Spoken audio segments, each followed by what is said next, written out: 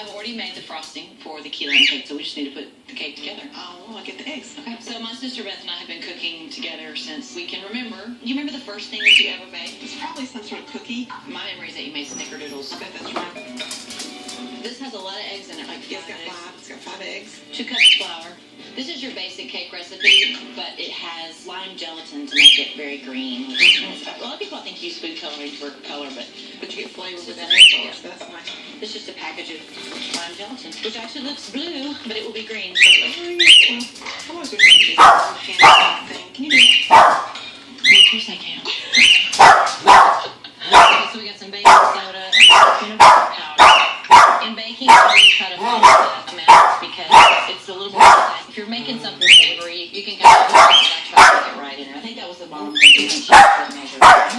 We used to do it once. To mess around with your baking stuff. It's got the name.